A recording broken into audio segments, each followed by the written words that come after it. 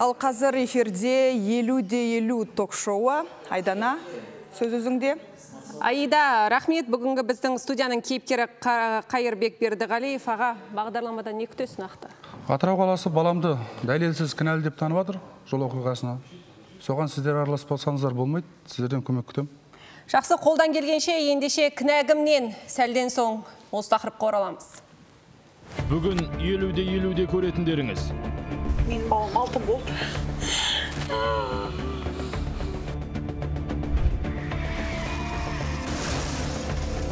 Неге келіп кешірім сұрамайды? Вот маған сол өлтіріп батқан, мен сол. Менің балам кінәлі болса, мен шырылдамас едім.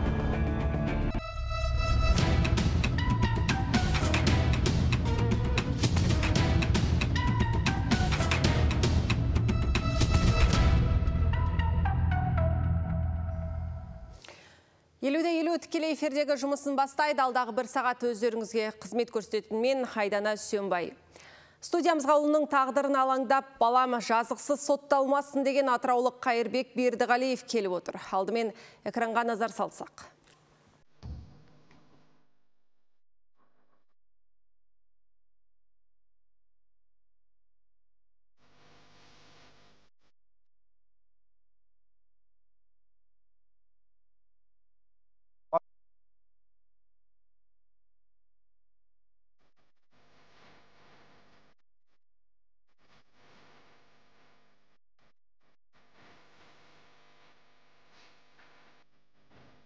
Баламның жанындағы машина қозғалады, артынан лесіп шыққан кезде Прада автокөлігі оң жақ бүйірінен соғады.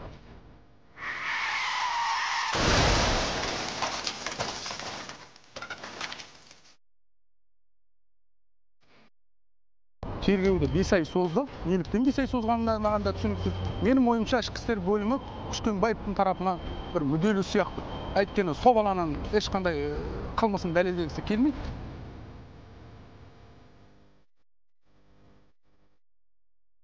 Қызыл сөнгеннен кейін екінші машина болып қозғалған менің баламды екі адамның өліміне кінәлі деп тауып отыр да қазір. Менің балам кінәлі болса, мен шырылдамас едім.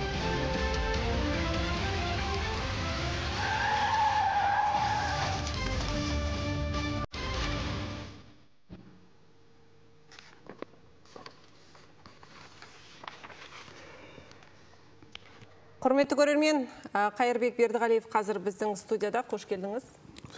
Мына кадрларды қазір қарап отырып не сезіп отырсыз? Менің өлімше Kia Rio'ның ішіндегі, Kia Rio автокөлігінің ішінде сіздің ұлыңыз тұрсыз қой. Менің ұлым, иә. Ұлыңыз қазір қайда? Қазір Атырауда. Қасында кімдер болды? Жолдасы болған келін, екі дос баласы. Екі дос бала қайда? Екі дос бала Мейрамбек деген досы соғыны жол оқиғасы болған күні таңғы 7-де реанимацияда қайтқан. Екіншісі Нұрбол деген 2004 жылғы бала. Ол кедеті 35-40 күндей реанимацияда жатып, сол жерде жан тапсырды. Екі адам жан тапсырды. Екі адам жан тапсырды. Келін 15-20 күндей тоже реанимацияда жатты. Қазір үйде. Ұлыңыз? Ұлым да үйде қазір. Ұлыңыздың денсаулығына ешқандай зақым келген жоқ қой? Бетінде шамалы шырамдар болды, особенно болған жоқ. Удар о жағынан болған жоқ қой. Водительский жағынан болған жоқ. Соққы. Жақсы, жол апаты болды. Сіз қалай естідіңіз? Кім хабарласты? Не деп айтты ұлыңыз? Бөлімше қазір куәгеріміз күдікті ретінде тергеліп жатыр. Мен Астана қаласында жүргем. Оралдан інім хабарласты. Аға, естідіңіз бе? Мұхтархан кеше не болған? ДДП-ға түсіп хабарласты ма дейді. Сосын телефон жаптым ба, балаға шықтым. Папа келмей-ақ қой, мен праппын оларды. Сенімді болды? Сенімді болды. Сол үшін сізге хабарласқан жоқ? Хабарласпаған маған.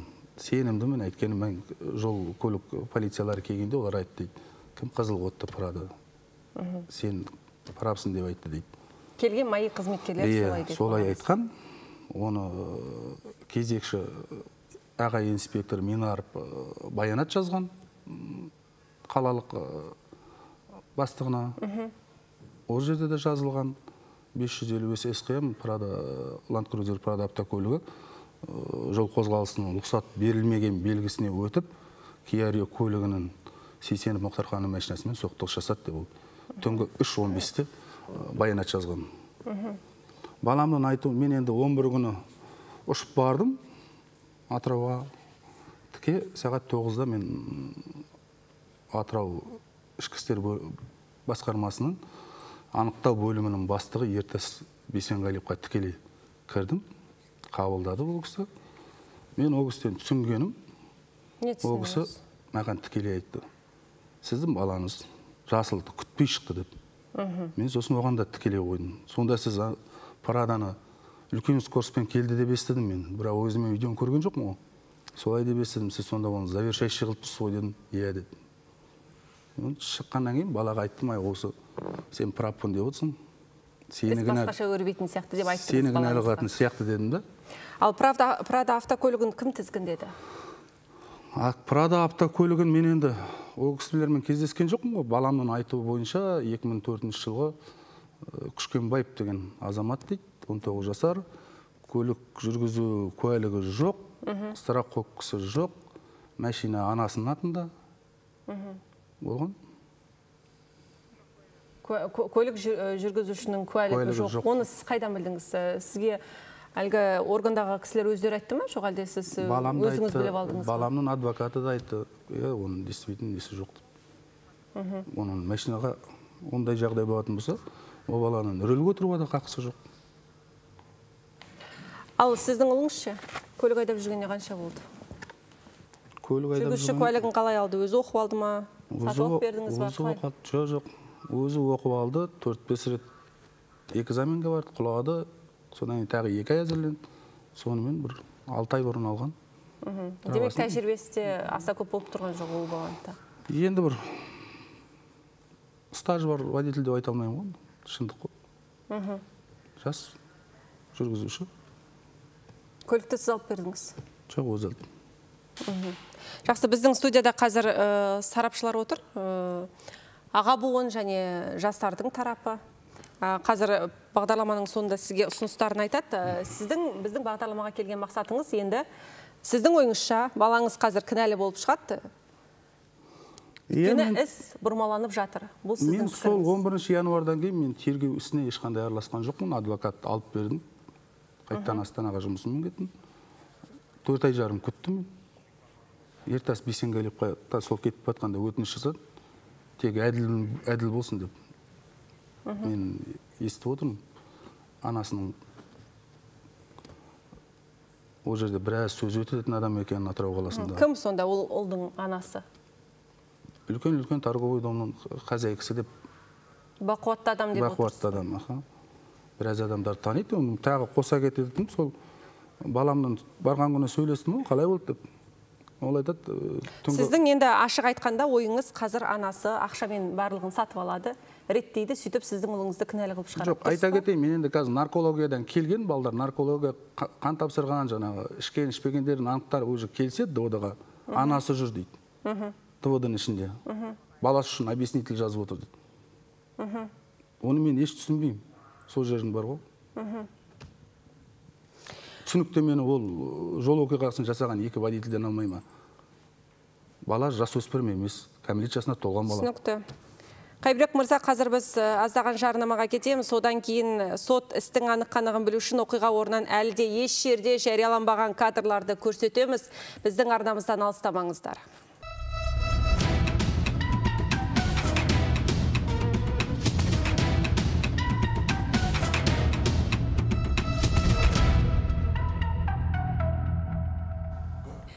Құрметті көрермен, 50-50 әлеуметтік ток-шоу тікелей эфирдегі жұмысын жалғастырады. Егер сіздің бүгінгі біздің тақырыпқа қатысты қандай да бір қосар ойыңыз болса, немесе өзіңіздің жеке басыңызда шешілмей жүрген проблема болса, біз оны тыңдауға әзірміз. Біздің шығармашылық топ қазір біздің арнайы WhatsApp желісін көрсетеді. Міндетті түрде осында хабар жазсаңыздар болады. Ұлым жазықсыз сотталмақ. Атыраулық Қайырбек Бердіғалиев бүгін біздің студияға жалғыз ұлына араша келіп сұрап отыр. Айтуынша, ұлының қатысуымен болған жол көлік апатына қатысты іс бір жақты қаралып, екінші тарап жазадан құтылмақ. Істің анық-қанығына жету мақсатына оқиға орнынан еш жерде жарияланбаған кадрларды көріп алсақ, сонымен 9 қаңтар 23 жыл Атырау қаласы Сәтбаев Владимирский көшелерінің қиылысатын тұсы. Кадрдан маркасы Toyota Land Cruiser Prado автокөлігі қатты жылдамдықпен келіп, жол қиылысынан шыққан Kia Rio автокөлінің оң жақ қапталының қатты соққы жасаған көруге болады. Соққының салдарынан көлікте болған 2 жолаушы оқиға орнында тіл тартпай кетті. Күдіктінің әкесі Қайырбек мырза бүгін біздің студияда. Сонымен құрметті сарапшылар, сіздердің тараптарыңыздан сұрақтар болса біз тыңдауға әзірміз. Менің мынандай сұрағым бар. Гүлшара ханым, иә, сонда бұл істің басталғанына, баланың қайтыс болғанына, балдардың қайтыс болған қанша уақыт болды? 5 ай болды. Сонда 5 айдан бері ешқандай іс қаралмаған ба? Іс қарағанда бір жақты қаралып отыр. Қазір 23 май күні, осы жылдың міне 23 май күні менің баламды кінәлі деп таныды. Бірақ қандай да себептермен оны қамауға алған жоқ. Жоқ, жаңағы Праданың жүргізушісі қайда? Ол қаралды ма іс? Оған ешқандай. Жоқ, сонда адамдардың өмірлі, шыбын көрлі болмағаны ма? Сонда заң қайда? Мына жерден көріп отырмыз ғой, анау қатты скороспен келе жатыр Прада. Мен енді бұны түсінбеймін, өзім машина жүргізбеймін, бірақ жүргізуші емеспін, бірақ көрініп отыр, ана Прада қатты келе жатыр. Мына жерде Kia келе жатқанда оның алдында бір машина өтіп кетті. Мейлі, бұны қарайды, сараптайды, іздейді. Бірақ 5 айдан бері жаңағы 2 баланың өлімі, сонда олардың туған туысқандары қайда қарап отыр? Бұл түсініксіз дүние екен. Заңымыз қайда сонда? Жастар тарапынан Ахат Нұрлан мырза, заңгер, сізге сөз берсек. Рахмет. Бейне жазбадан көріп отырмыз, нақты бағдаршамның қай түсте қалай жанып жатқанын көрмей жатырмыз біз. Ол бір. Екіншіден, автокөліктер бойынша жаңа өзіңіз айтып өттіңіз, іс 5-ші айға кетті, 6-ші айға созылып жатыр дедіңіз. Сол бойынша енді тиісті түрде заң жүзінде ойлаймын, сараптамалар тағайындап, соны күткен шығар қорытындысын. Сол күткеннен кейін барып, сіздің жаңағы ұлыңызға кінәні артып жатқан болу керек. Бірақ мен айтарым, бұл жерде жаңағы сарапшылардың сіздер жалпы өздеріңіз, мысалы ұлыңыз күдікті болса, қорғаушысы ретінде сіз қатыса аласыз заң жүзінде. Сол істі қарап, мына сарапшылардың қорытындысымен таныстыңыз ба өзіңіз? Мен енді жұмыс бабымен Астана қаласында жүргесін, мен қазіргі таңда Мұқашев Жамбыл қорғаушысы айналысып жатыр. Яғни танысқан жоқсыз өзіңіз, Олай болса, мынау сараптамалардың қорытындысымен танысқаннан кейін, егер сарапшылардың қорытындылары күмән тудыратын жағдайда болса, онда өздеріңіз тәуелсіз сарапшыларға жүгінуге болады негізі. Өздеріңіздің тараптарыңыздан. Жүгіндіңіз ба? Менің білуімше сіз бір адвокатты ауыстырып тастадыңыз. Не себеп? Не себептен болғанда ДБ-ның замдарына барады, қабылдамайды. Нелерге анықтаушыларға звондайды, телефонын алмайды. Бүгін бос емеспін, ертең бос емеспін деп. Сосын көңіліңіз толмады да, қысқасы. Баланың көңілі толмады. Сол жаңа Мұқашев Жамбылды алайық. Жақсы, Бейбіт мырзаға микрофон берсеңіздер, пікірін тыңдайық. Жаңа біз енді видеоны көріп жатырық. Сіз келердің алдында көрдік, одан кейін де көрдік. Машина қозғалғаннан кейін, өзіміз бәріміз машина айдап жүрік, сары 3 секунд жанады. 1, 2, 3. Сіздің машинеңіз, ұлыңыздың машинесі қозғалады. Содан кейін мені жігіттер отыр ғой, мен лично өзім санадым. 1, 2, 3, 4, 5 дедім. 5 дегенде бірақ жасыл жанды. Артқа айналдырсақ, жасылдан кейін 3 секунд сары, сонда сіздің ұлыңызбен жандағы машина қызылға өткен аға. Міне, видео бар, видеодан қараңыз аға. Енді қараңыз аға. Ол сіздің ұлыңыз бұл жерде қалай кінәлі? Қараңыз аға, сізді тыңдадық аға. Сіздің ұлыңыз қалай кінәлі? Жанындағы ол түнгі 3 болып тұрғаннан кейін, жанындағы машина жүріп кетті, содан ол да ойлап қалды. Жаңағыдай жасыл жанып тұр деп. Бірге жүріп кетті де, одан кейін барып жолдың ортасына келгенде сары жанды. Одан кейін мен өзім санадым, міне соғысқаннан кейін санаңыздар. 1, 2, 3, 4, 5 секундтан кейін бірақ жасыл жанды. Менің ойымша аға... Енді мен сізге айтайын оны. Сіз қазір мына жасыл санап отырсыз ғой. Жасыл. Ол светофор, бұл балаңмен Сәтбаевқа еш қатысы жоқ светофор. Ол жанып тұрған светофор, ДТП болғаннан 2 секундтан кейін Ерниязов пен Владимирский жанған светофор. именно балдардың соғысқан жағында тұрған светофорды бұл көрінбейді. Жоқ, мына жерде қараңыз. Анарада мен сізге түсіндіріп өтейін, енді сіздер ол қаланы білмейсіздер ғой. Мен өзім кеше соңғы журналистермен барған кезде мен өзім Астанадан машинамен бардым. Ол көшені қарадым мен. Ол көшеде светофор бағдары қалай жанады? Прада жағы жүреді, Прада шыққан жаңа соққан жақта жасыл жанады. Ол кезде қарама қарсы жағы Сәтпаевтың ортасын тал өскен, ол тұрады қызылда. Анадан қызыл сөнген кезде екінші видео бар, мен журналистерге бергенмін, ол ешкімге көрсетілмеген видео. Құрметті режиссерлік топ, осы жерде бізде бір ғана ракурстан берілген қазір видеоны қарап жатырмыз. Десе де біздің журналистердің қолында басқа ракурстан алынған видео да бар. Дайын болса, бір көрейікші сол видеоны. Мүмкіндік болса, міне, басқа ракурстан. Екінші видео. Иә, қай көшеден алынып отыр? Қайырбек мырза, түсіндіріп өтсеңіз. Қайырбек мырза, мынау қазір қай қарсы беттен алынып отыр ғой, түсіндіріп өтіңізші? Қарсы жақ беттен алып отыр мына. Ол ане, краснойға тұрған легковой анау. Түсінікті. Мына жерде біз жаңағы бірінші ракурстан қараған кездегі видеода Праданың оң жағындағы автокөлік тоқтады. Праданың оң жағындағы автокөлік тоқтады. Демек, Прадада тоқтау керек еді. Бұны қазір тергеу именно шатыстырып отыр. Құрметті, бұл жерде менің ойымша бұл светофорға ғана сеніп қоймай, бұл жерде трассологиялық экспертиза деген болады ғой. 5 айдан бері тергеу жүріп жатса, соның негізінде қандай да бір енді процессуалды шешім шығу керек еді. Бұндай резонансты жағдайлар көп. Мысалы, Алматыда қанша осындай оқиғалар болып жатыр. Мен бұл жерден бір таныс тамырлықтың қандай да бір енді бұрын ескі Қазақстан деп келдік қой, сол жерде істелген бір әрекеттерді ғана көріп отырмын. Мынау қазіргі жүйеде бұлай менің ойымша болмау керек. Іске бір резонанс тудыру керек, қоғамның кішкене қысымы болу керек деп, сол кезде жаңағы шенділер, полициялар істі қайта қарайтын шығар. Дәл қазір осы сіздің ұлыңыздың ғана жол көлік оқиғасы болған кезде сол жерде жергілікті блогер Қадырбай Мұхамеджан да болған екен. Мүмкіндік болса сол кісіні қосып пікірін білсем деп едім. Қадырбай мырза, байланыстасыз ба? Қадырбай мырза? Да, естіп отырмын. Мені естіп тұрсыз ба? Иә, естіп тұрмын. ДТП болған күні, яки жол көлік оқиғасы сол жерде болдыңыз ғой, иә, түсінгенімше? Иә, ДТП болғаннан кейін біз сол жерден өттік. Сол жерде адамдарға көмектесейін деген ниетпен шыққан болатынбыз. Нені байқадыңыз? Байқағанымыз светофор сол жердегі бағдаршам дұрыс жасамайды. Яғни біз кәдімгі санап отырдық, сол жерде сары 5-6 секунд шығады. Біз соны полиция қызметкерлеріне ескерту ретінде рапорт жазған болатынбыз, одан бөлек. Яғни мына жердің светофор дұрыс жасамайды, осы жерді жөндетіңіздер деп. Сары 5-6 секунд болған кезде әлгі Прада келе жатқан бағытта қандай түс жанады? Жоқ, біз ДТП болған кезде болған жоқ сол жерде. ДТП уже болып, скорыйлар келген кезде келдік та біз деген. Түсінікті, Қадырбай мырза, мен түсініп тұрмын. Енді оның алдында да сіз барып қарадым деп жатсыз ғой. Менің білуімше, ол жерде бірінші бағанағы жол көлік оқиғасы емес, иә, жиі болып тұрады деп айтып жатсыз. Біздің шығармашылық топта солай депсіз, дұрыс па?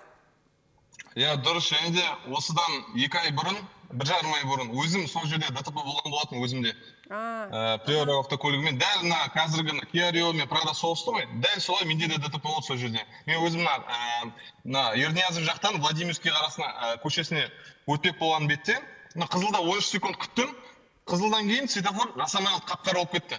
Содан кейін мен оң жағында көп болған себепті мен көрген жоқпын. Оң жағында Сәтпаевта қандай машина жатқан. Жайлап тек алға қарай бере берген бетте ар жақтан сарыдан үлгерем деп, уже Альфард көлігі мені уже соғысқан болатын сол жерде. Дәл мына Kia Rio-мен болғандай, бірақ Kia Rio-ны мына орта беттен соқты ғой. Сол үшін үлкен жарақат алды. Мен тек мына машина алдын бамперін ғана түртіп кетті да, бірақ оның өзіне үлкен ДТП болды. Адам шығыны болған жоқ әйтеуір. Құдай сақтап. Жоқ, адам шығыны ешқандай болған жоқ, Құдай сақтап. Бірақ та дәл мына Kia Rio-мен болған ситуация дәл менде де болды да. Қадырбай мырза, сіз айттыңыз бағана, біз осыған қатысты бағана полиция өкілдерінен шағымдандық деп. Сіздің шағымыңыздан кейін қандай да бір әрекет болды ма олардың тарапынан? Бағдаршамды жолдады, жөндеді ме? Иә, бір қызығы біз сол Kia Rio-ны болған кезде айттық, бірақ та ол уақытта жасалған жоқ. 2 айдан кейін менің ДТП-м болғаннан кейін мен енді как блогер ретінде соны интернетке кәдімгідей ашып көрсеттім да. Содан кейін уже бір күннен кейін соны уже алып кетіп жатыр. Бір күннен кейін. Мен есімде әлі. Мен сол кезде өзімде де обида болды, сонда 2 адам осыны светофорды өзгерту үшін 2 адамды сонда құрбандыққа шалдық па деймін да. Менің сонда мен соққаннан кейін ғана өзгерте ма, сонда адам соғысса өзгертпей ма деген сияқты менде де сондай сұрақ қалып қойды ішімде.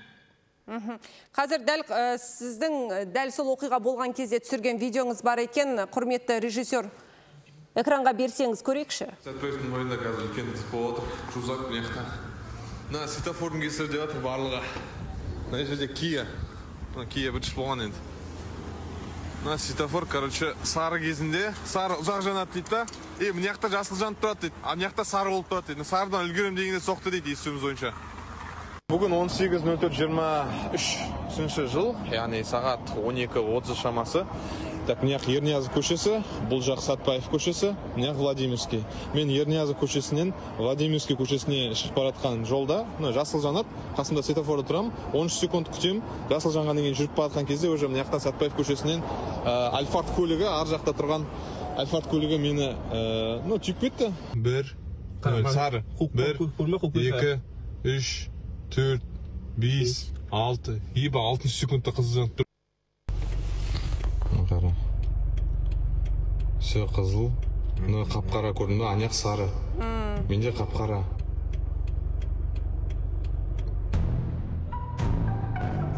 Бұл қалай болғаны? Бейбіт мырза, кешіріңіз, ол кісі байланыстан үзіліп кетті дейді.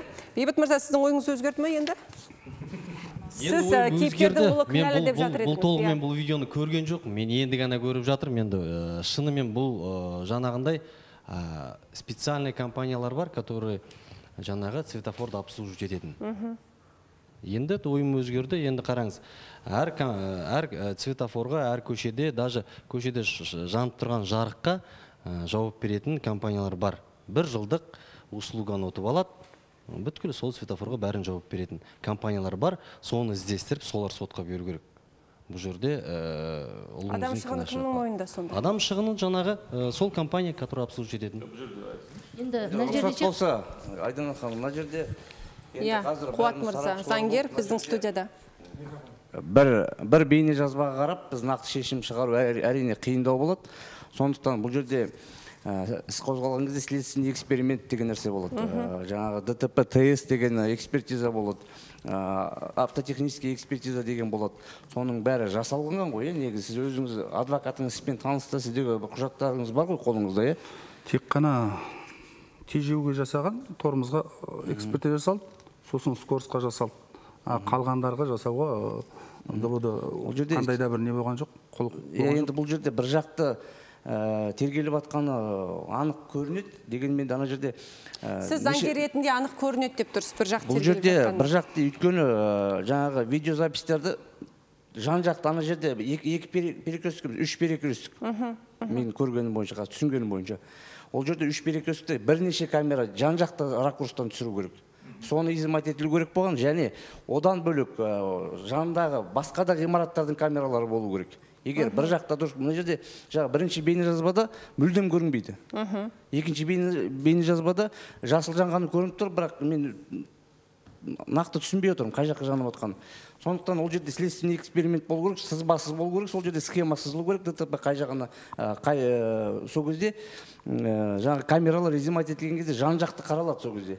Бұған жаңағы Land Cruiser автокөлігін тізгіндеген адамның мысалы соның жағындай жақтап отқан сияқты да, соның жағы соққан камерасын көрсетпей мынандай сұрақ қойыншы, жақсы қасы, мен сізді тыңдадым.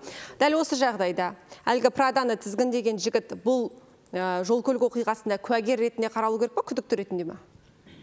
Енді нақты ол жерде камераға жаңағы айтып отырған, сіз айтып отырсыз ғой, куәлігі, автокөлік тізгіндейтін куәлігі жоқ. Мүлдем алмаған ғой, мүлдем алмаған, жаңағы скоросты 139-бен келді дедіңіз, оның бәрі әкімшілік жауапкершілікпен тартылатын болады. Ол жаңағы ДТП-ға косвенно дейді ғой, орысша айтқанда, косвенно ықпалы тиіледі. Бірақ дегенмен де енді былай чисто логикаға сүйенетін болсақ, мысалы дәрігер операция жасайтын болса, егер ешқандай құжаты жоқ болса, оқымаған болса, ол операция жасап адамды өлтіріп қойса, ол әрине қылмыстық жауапкершілікке тартылады. Ал неге жаңағындай жағдайда, мысалы, ол куәлігі жоқ, правасы жоқ рульға отыруға. Түсінікті. Бірақ тізгіндей отырып, соның кесірінен адам шығыны болып отыр. Түсінікті, десе де екінші тарап бізге кінә артпасын деп отыр. Оқиғаның өз айтарлары бар. Оқиғаға қатысты оның салдарынан қаза тапқан қоша жасөспірімдердің аналары ше, олар кімді кінәлайды? Аздаған жарнамадан соң олардың да пікірін бірге естейік.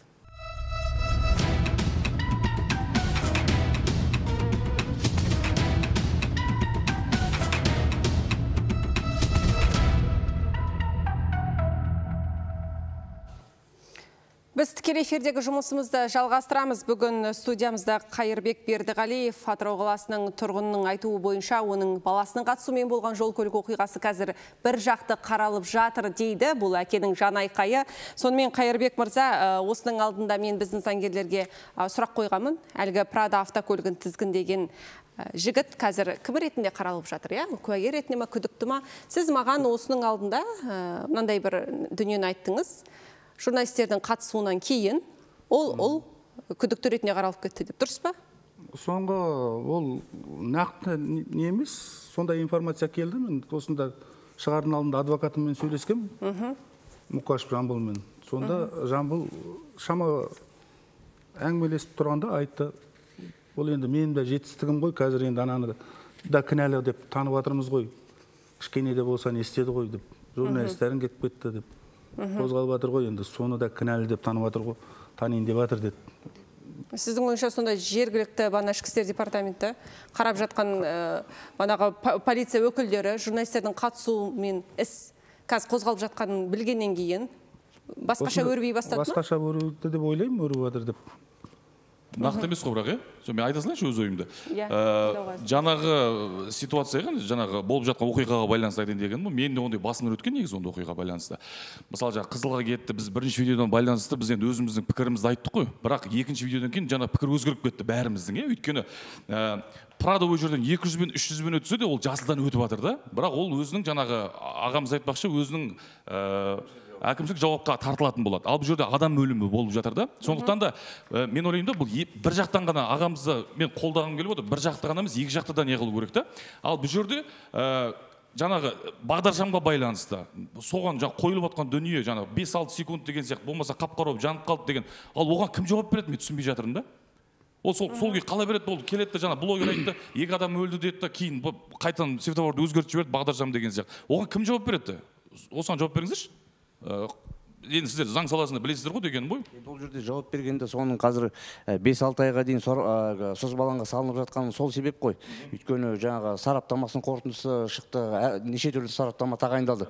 Енді ол жерде бір тараптан біз кінәлі деп айта алмаймыз ғой. Әрине айта алмаймыз. Оны қазір біз нақты айта алмаймыз. Оны бағанағы тергеу эксперименті бар, соның бәрін тергеле келе. Жаңа сіздің айтып отырсыз ғой, жаңа мен сізге сұрағым бар еді. Негізі сіздің ұлыңыз бұлтартпау шарасы қандай болып бекітілді? Үйғамақта ма, жоқ әлде жаңағы ешқайда шықпау деген? 23 май күні қаулысымен таныстырған, анықтаушы шақырып, Зинуллин адвокатымен барған, міне сені кінәлі деп тауып отырмыз деген, 25-26 күні ме прокуратура бекіткен саралап, кінәлі қылып. Бірақ үйғамақ деген онда ештеңе болған жоқ. Қайырбек мырза, кінәлі болып табылған кезде, Қуат мырза, бір сұрақ, қанша жылда арқалауы мүмкін Қайырбек мырзаның Егер бұл жерде 345-тің 4-пен қозғалып отыр. Демек, 2 адамнан жоғары шығын болып отыр. Бұл жерде 5 жыл мен 10 жылдың арасында бас бостандығынан айыру мүмкін, егер кінәсі дәлелденген жағдайда. Енді бұл жерде мен айта кеткім келіп отыр, күдікті деп таныған жағдайда сіздерге ұлыңызға бұлтартпау шарасын қолданады. Үйғамаққа не болмаса жаңағындай қамаққа алынады, ешқайда кетпеу туралы деген сияқты. Егер ондай бұлтартпау шарасы қолданбаған болса, демек сіздің ұлыңыз жаңағындай қорғалуға құқығы бар, куә болуы мүмкін. Әлі қорғалуға құқығы бар, куә деген бар. Ол жаңағы куә мен күдіктінің ортасында тұр.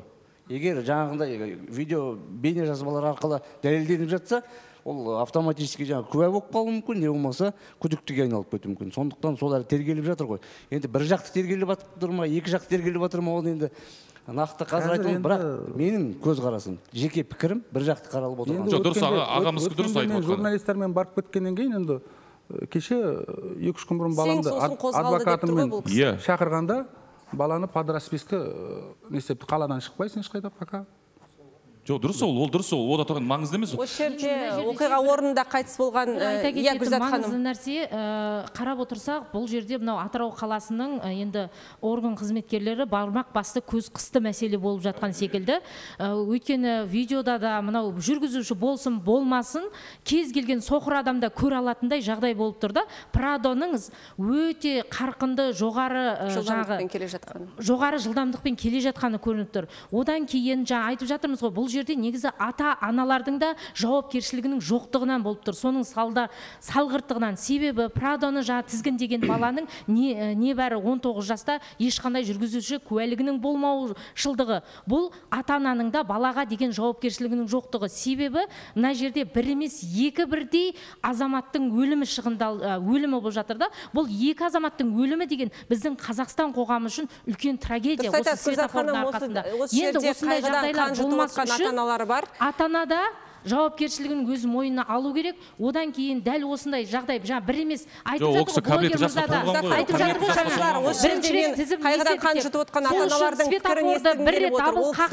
дәл осы жол көлік оқиғасына кімді кінәлап отыр? Жалпы кешірім берді ме күдіктіге? Негізі бәріміздің сарапшылардың кінәлап отырғанымыз бір жақты болып жатқан іс. Дұрыс па? Мысалы деймін да, сіздер көлік айдамаймын деп айтып қалдыңыздар ғой. Мысалы біз көлік айдаймыз да. Жоқ, егер мен Праданың айта салайыншы мен? Құрметті спикерлер, тынышталайықшы сәл, сабыр сақтайықшы. Менің айтпағым, мені естіп отырған жоқсыздар. Бұл жерде менің айтпағым жақсы, бұл кісінің баласының басындағы жағдайда мәз емес. Қазір 5 жылдан 10 жылға деген былай қарасаңыз өрімдей бала өмірі құртылайын деп тұр, иә. Бірақ мен қазір қайғыдан қан жұтып отқан ата-аналарды еске салым келіп отыр. Маған олардың пікірі маңызды, олар кімді кінәлайды дәл осы ситуацияда. Соған қатысты біздің түсірілім тобы алдын ала жазып алған, соны көрейікші.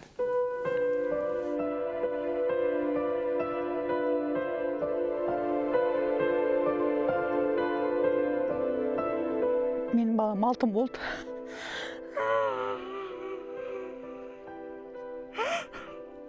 Бір емес 3 операция болды. Бірақ 3 операция үшеуі де сәтті өтті деп айтты. 48-дің ба сол аппаратта өкпесін ісіріп тастаған ғой уже. Сол өкпесі шыдай алмай, сол өмірден өтіп кетті ғой 25 ақпанда. Мен әйтеуір атын білем, фамилиясы Көшкенбаев Абылайхан екен. Атырау қаласының бір дөкейдің баласы. Неге келіп кешірім сұрамайды? От маған сол өлтіріп батқан, мен сол. Кеткен адамды қайтара алмаймыз. Бірақ келіп кешірім сұрағанда біз ол кешірім берер еді. Кішкене жібермеді, түсінерміз. Біз де түсінеміз, бізде бала сұрап отыр. Машина мамасының атағында. Екіншіден баланың правасы жоқ. Үшіншіден о бала сол кезде біз естіген шегіп алған бала деп естідік. Мұқтарханның ешқандай жазығы жоқ, кінәсі жоқ. 100% кінәсі жоқ оның кәдімгідей. Бізге мына жазықты Көшкенбаев Абылайхан кәдімгі заң алдында, бір Алланың алдында, сөздегі заңның алдында жауап берсін деп тілейміз. Қайырбек мырза, қазір мына атаны айтып отыр, баласын жоғалтқан атана ғой, мен түсінгенімше. Прада автокөлігін тізгіндеген жігіт кешірім сұрауға да келген жоқ деп. Сіз өзіңіз ата-аналармен сөйлестіңіз бе? Кешірім сұрадыңыз ба? Бардыңыз ба? Мен поқырын күні бірінші қайтқан Мейрамбектің үйіне барып кіріп, көңілімді айтып шықтым. Мен адвокат не істейтін, іздеп атын жұмыстарым болды. Соны мен неге келе алмайын деп айтып кеттім. Жұмыстарым өтті. Екінші бала біраз жатты ғой. Мамасына дәрісіне, несіне... Ем-домына көмектестіңіз, 10 мыңнан, 15 мыңнан 2 рет ақша бердім. Көмегімде. Ол кісі менен ақша сұраған жоқ. Адамгершілікке салып, хабарласып тұрдым. Қайтқанда да хабарласып. Бірақ екінші тарап мен түсінгенімше ешқандай да қол ұшын созған жоқ.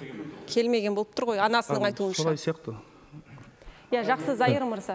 Аға, сіз енді бізден көмек сұрап келіп отырсыз осы 50-50 бағдарламасына. Бұл бағдарламаның сондай бағыты көмектесуге әрдайым дайын. Енді бұл түсінбеген ата-анасынан сіздер кешірім сұрау керексіздер ме сонда? Жаңағы 2 баланың өмірден кеткен. Мен түсінігім бойынша өз жерде Прада автокөлігінің егесі сұрау керек. Мен жігіттер, сіздер құрметті сарапшылар, мен сіздерге айтайын, енді заңгерлер отыр, Қуат мырза бұйыртса Атырауға барайын деп отырсыз ғой, көмектесу керек. Сіз айтып жатсыз, тәте жаңа бір тарап қарау керек деп. Дұрыс, мен бір тарап келсем, осы ағамыз жақ қолдау керек. Ол бала, ол өлімді, ол бала өз екеуін досын өлімге итермелеген жоқ қой. Негізі қала бойынша өзінде бізде жаңа скоростың өлшемі бар ғой, 40 болмаса 60 деген екен. Қанша жерде моргающий, не үшін? Моргающий белгі тоқтауға. ал ол тоқтамай өтіп кететін, жаңағы айтып жатсыздар, әкімшілік айыппұл төлеу деген оңай, ол дүние бар, дүние табылады. Ал адамның орнын кім толтырады? Сондықтан мен аға жаңағы бір салғырттығыңыз, сіз балаңыздың ісімен толық таныспау. Толық ісімен, жаңағы делосымен танысу негізі. Бірақ бұл бағдарламаға келгендіктен сізге толық көмектеседі деп ойлаймын. Қуат мырза негізі заңгерсіз ғой, енді біз заңгер емеспіз. Сіз алдындағы жаңағы жұмыспен Атырауға барайын деп жатсыз. Осы іспен де айналысуға мүмкіндігіңіз бар ма сіздің? Толығымен деломен танысып, мен сіздерге айтарым, сарапшылар, ағамыздың тарапы дұрыс деп қабылдаймын мен негізі. Жоқ, біздің дұрыс бұрысын, бұл істің дұрыс бұрысын анықтап әбден шешу керек, заң бойынша. Соған біздің үлкендер тарапынан. Ендеше осы жерде Гүлшар ханым, қарсы тараптың адвокатын мен біз байланысқа шыққанбыз, ол кісі бүгін бізбен байланысқа шығамын, қойбана сұрақтарыңызға жауап беремін деген, бірақ белгісіз бір себептермен білмеймін, байланысқа шықпады десе де, біздің журналистер ол кісіні алдын ала жазып алған. Құрметті режиссер, экранға берсеңіз, не деді екен ол кісі? Қылмыстық құқық бұзушылық тұрған оны күшкен байқап отырған жоқ. Әрине, әкімшілік құқық бұзушылық болған, себебі енді іс бойынша анықталып отыр, ол көліксіз жүргізілгенде. Видео соқтығыстың орын оқиға болған шыққан сергек камерасынан. Ана жер көрсетілген, яғни мына Kia маркалы жүргізуші қызыл түсті бағдаршамға жүргізген. То есть бұл жерде ол нақты бұзылып отыр. Егер де ол сол жерде тұрған қозғалмағанда, онда ешқандай жол оқиғасы болмайтын еді. Енді мына Toyota Prado, жаңа мен қорғамды, ол деген енді жасыл түсті бағдаршамына өтіп жатыр. То есть, ол бағдаршам өтіп жатыр, может жылдамдығы асқан бар, көлік құралса, бірақ та оның бұл жерде әкімшілік құқық бұзушылық бұзып отыр. Дегенмен оның осылай жардап шегуге, аса қауіпті қылмыстық құқық бұзушылық оның себебі болмаған. Осы іс бойынша енді Көшкенбаевтың өзі куә болып танылып отыр. Бізге ол күдікті танылған, енді бізге енді куәгер болғасын таныстырмайды тергеу тарапы. Ал енді оның күдікті танылған біз өзімізге мәлім емес, енді қаулының ешқандай іс материалын біз танысқан жоқпыз. Қарсы тараптың пікірі түсінікті. Бауыржан Оразовтың ойынша бұл жерде қылмыстық құқық бұзушылық жоқ, бар жоғы әкімшілік құқық бұзушылық дейді. Мақсат мырза толықтырсаңыз, содан кейін тағы бір байланыс бар бізде. Арнайы осы үндемей отырдым, өйткені бір тараптың әңгімесімен екінші тараптың әңгімесін тыңдай дедім. Заңды өкілі адвокаттың әңгімесін тыңдасақ, тура сол жаңа біз айтып отқан әңгіменің жанама косвенно әңгімесін айтып отыр. Яғни бұл жерде аға сіздікі менің жеке 100% дұрыс. Себебі енді алып қарасаңыздар, бұл жерде 3 форматта сөйлейтін болсақ, бірінші форматта ол да жүргізуші куәлігі жоқ. Ол бір. Екіншіден жаңағындай зерттеу жасамай соңына дейін оны куәгер ретінде қойып тұр. Негізі ол кінәлі тарапта болу керек. Сосын үшінші, бұл жерде мәселе құрметті мынау Атырау қаласының жергілікті басқару әкімшілігі мынау сол көшеде орналасқан жаңа бағдаршам деп отыр ғой, сол бағдаршамда кінәсі бар. Сол бағдаршамды арнайы обслуживать ететін арнайы мекемені, компанияны жауапқа тарту керек. Бұл жерде тек қана екі тарап емес, бұдан басқа да оқиға болуы мүмкін. Сол тарап сіздің балаңыз бұл жерде дұрыс, сіздердің позицияларыңыз дұрыс деп ойлаймын. Сол қарастырылмаған бәлі деймді, сонда жаңағы бағдаршамға байланысты. Жақсы, ол мәселені біз қазір атап өттік. Басы ескертілген сияқты. Дәл қазір бізде Атырау қаласынан адвокат Айдос Ибрагимов бар. Бұл кісі әлгі қайтыс болған жасөспірімдердің адвокаты. Айдос мырза, Қайырбек мырзаның да алғашқы қорғаушысы түсінгенімше. Айдос мырза, естіп тұрсыз ба? Естіп тұрмын, мен көріп тұрмын. Мүмкіндік болса, камераны дұрыстасаңыз, өзіңізден алыстау. Алыстау? Жақсы, Айдос мырза, сіздің тарапыңыздан да заңгер ретінде осы іспен айналыстыңыз ғой, пікіріңізді білгім келеді. Сіз қай тарапты кінәлі санайсыз? Қандай фактілерге сүйене отырып және? Сіздер енді байқау, Праданың тар светке өткен сіздерге әлі көрсетілген жоқ. Мына жерде Қазақстан дейтін гостиница бар. Содан мен видеосында ол дейтін сары светке өтіп кетті. Яғни бағдаршамның тоқтам салған белгісіне. Оның қасында 2 автокөлік, бір Прада, бір Lexus тоқтады. Тағы да басқа бір Прада. Мен осы Прададан алдым, ол айтқан, мұны сары жан, енді қызы жанатын болғасын жайлап тоқтай бастадым. Алайда Прада қасымнан қатты жылдамдықпен өтті деп. Айдос мырза, тоқтаңыз, сіз бағанағы видеоны мүмкіндік болса беріңіздерші қайтадан. Прадамен бір бағытта келе жатқан көліктің жүргізушісін тауып тұрсыз ғой, дұрыс па? Иә, үшін таптым. Иә, ол көлікті міне қараңыздар, құрметті көрермен, иә, міне тоқтаған көліктің жүргізушісі ғой, дұрыс па? Иә, ол кісі не деді, қандай түс жанып тұр деді бағдаршамда?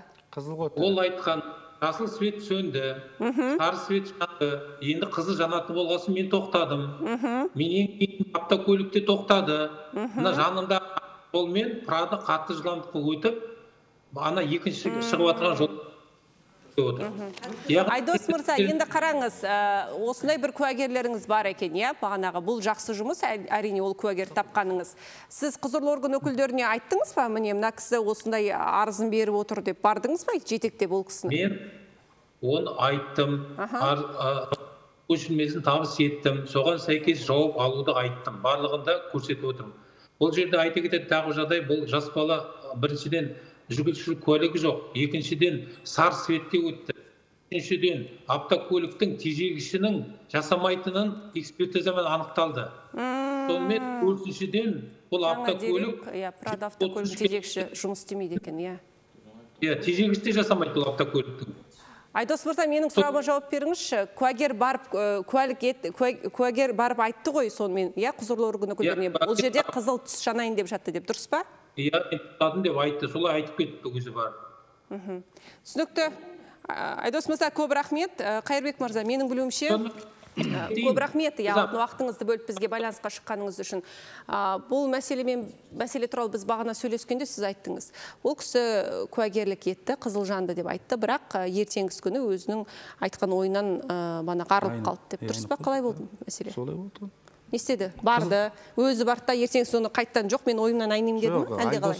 Айдос мырзаға біздер тауып бердік қой, міне нөмірі, телефон нөмірі, міне Прада бірінші тоқтаған деп. Сол кезде ол менде копиясы бар, оның жазған, ол анықтай жазған. Қасымда үлкен жылдамдықпен Прада автокөлігі тормоз басқандай болды, бірақ ол қызылға өтті деп жазған. Соны Айдос мырза апарып копиясын береді тергеушіге, анықтаушыға. Мына адамды жауап алыңыздар деп. Содан? Келесі күні жаңағы басқаша айтады. Айдосқа звондайды, маған аналар бір видео көрсетті, міне анау сарыға өтті деп айтты. Ойымнан айып қалдым. Ойымнан айды, мен солай жазып бердім деп айтты деп. Енді біз бағаналы бері бақылап отырмыз, жағдай түсінікті сияқты. Ришат мырза, айып етпесеңіз, жарнамадан кейін дәл осы сіздің ойыңыздан жалғастырамыз, иә. Қайырбек мырзаға қазір біздің аға буын және жастар тарапынан түрлі ұсыныс шешімдер тастайды. Ол кісі қай тараппен бірге жұмыс істеуге дайын, аздаған жарнамадан соң білеміз. 50-50 тікелей эфирдегі жұмысын жалғастырады. Қазақстанда жол көлік оқиғасы салдарынан күніне 10 адам қаза тауып, 70 адам жарақат алады. Деректерге жүгінсек, барлық жол көлік оқиғасының 68% күндіз, 19% кешкі уақытта, 12% түнде тіркеледі екен. Ішкі істер министрлігінің берген мәліметі бойынша республикалық маңызы бар жолдардағы өлім жетім әлде өзекті күйде қалып отыр, әсіресе Алматы, Жамбыл, Ақтөбе, Атырау, Түркістан, Маңғыстау облыстары. Сонымен, құрметті спикерлер, дәл қазір мен нақты сізден ұсыныстар күтемін. Аға буын әуелі сіздерге сөз берсем, Ришат мырза. Енді Қайырбек мырза бағаналы бері жағдайды көрдік, ситуация түсінікті. Менің ойымша бұл жерде әділдік орнайды. Біз өз тарапымыздан заңгер жақында Қуат мырза баратын болды сіздерге, солай келісіп отырмыз. Сізге құқықтық көмек көрсетіледі. Енді бұл жерде мына қоғамның назары болу керек, одан кейін мына бас прокуратура, басқа да құзырлы органдар осы істі бақылауға алса деп сұраймыз.